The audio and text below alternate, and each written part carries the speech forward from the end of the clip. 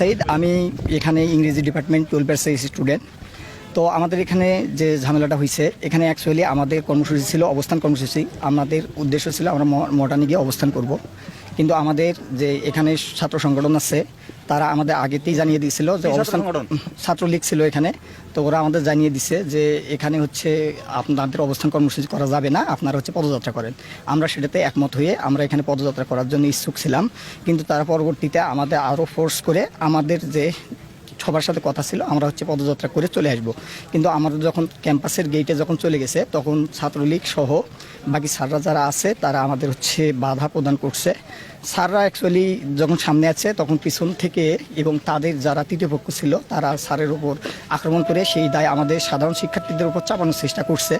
এই রকম যে আন্দোলন থাকে সেই আন্দোলনগুলোতে বরাবরই ছাত্র তৃতীয় পক্ষ ঢুকে এবং সাধারণ শিক্ষার্থীদের উপর দায় চাপানোর চেষ্টা করে। তাই আমি আপনাদেরকে নিশ্চিত করতেছি যে এখানে কিছু করে নাই নাকি না, এখানে আমাকে ছাত্রলীগের সভাপতি আমাকে চর থাপ্পড় মারছে।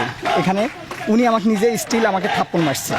এখানে কথা হচ্ছিল আমাদের এখানে আমরা গত 9 দিন ধরে এখানে আমরা অনুষ্ঠান করতে সমাবেশ করতেছি। এখানে কোনো প্রকার আমাদের সাধারণ শিক্ষার্থী বিশৃঙ্খলা করে নাই, কিন্তু ওনারা আসার কারণে এই বিশৃঙ্খলা হয়েছে। এই দায়ভার সাধারণ শিক্ষার্থীদের না। আমাদের কি করতে চান এটা একটু জানতে চাই। আমাদের দাবি আমরা এখন বর্তমানে এক দফাতে পৌঁছাইছি, সেটা হচ্ছে সকল প্রকার অযৌক্তিক এবং সকল প্রকার অযৌক্তিক কোটাগুলো, বৈষম্যমূলক কোটাগুলোকে দূর করে প্রথম থেকে চতুর্থ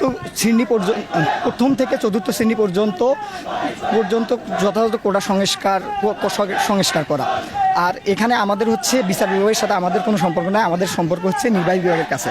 কারণ আপনারা জানেন সংবিধানের 29 নম্বর অনুচ্ছেদে বলা হয়েছে সরকারি চাকরি ক্ষেত্রে সকল নাগরিক সমান সুবিধা ভোগ করবে।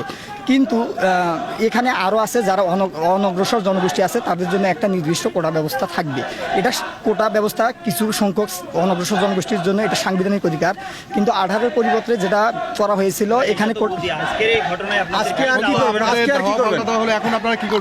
এখানে আমরা সাধারণ শিক্ষার্থীরা আমরা এখানে শঙ্কিত আছি। তো আমরা চাচ্ছি সাধারণ শিক্ষার্থীরা চাচ্ছি যাতে আমাদের এই ব্যাপারে আমাদের পরবর্তীতে কোনো সমস্যা না হয়।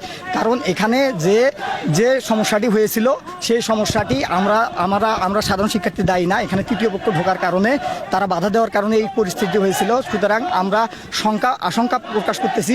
সুতরাং আমাদের আশঙ্কায় সারা বাংলাদেশের শিক্ষার্থীরা একমত প্রকাশ করবে বলে আমি আশা পোষণ করতেছি। কারণ আমার সত্যি